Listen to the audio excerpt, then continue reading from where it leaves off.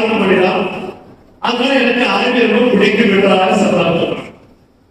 அல்லாஹ் ரப்பல் ஆலமீன் நபிகள் நாயகம் ஸல்லல்லாஹு அலைஹி வஸல்லம் அவர்களுடைய இந்த வார்த்தை இருக்கிற அரபிங்கிற வார்த்தை இந்த லாங்குவேஜுக்கு இந்த 1000 வருஷத்தை கடந்ததுனால செம்மொழி அப்படிங்கிறத நம்ம கொடுத்துருக்கோம். அதை என்னுடைய வரலாறு பார்க்கக்கூடிய எங்க இருக்குது?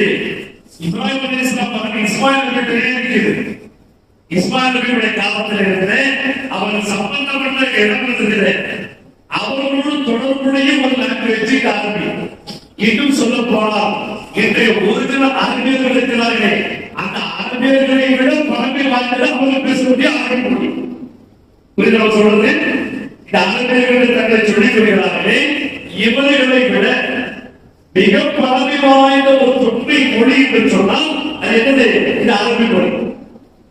அப்படி ஒரு மொழியாகத்தான் அல்லாஹ் உட்கார்ந்து மொழியை ஆக்கி வச்சிருக்கிறார். இன்னைக்கு நம்ம பேசக்கூடிய தமிழ் மொழி, இந்த தமிழ் மொழியில் எவ்வளவு வித்தியாசம் இருக்குது. மொழிகள் எடுத்துக்கிட்டா நிறைய விஷயம் இருக்குது. எத்தனையோ மொழிகள் புதுசா வந்துட்டு கொஞ்ச நாள் காரணம் போயிருக்கு.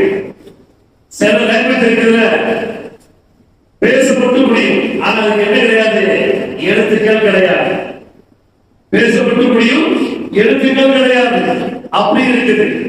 ஆனா இந்த செம்மொழி என்று சொல்லக்கூடியவர்களுக்கு எழுத்து கொண்டு உச்சரிப்பு கொண்டு பேசக்கூடிய ஒரு சூழல்.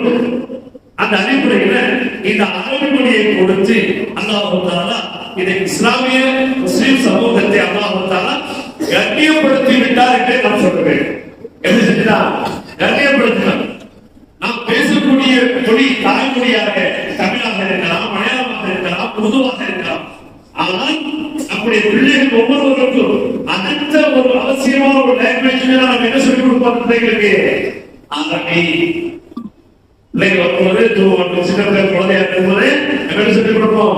லா இலாஹ இல்லல்லாஹ் முஹம்மது ரசூலுல்லாஹ் அப்படின்னு ஆரம்பிச்சு அப்பல் கலிமா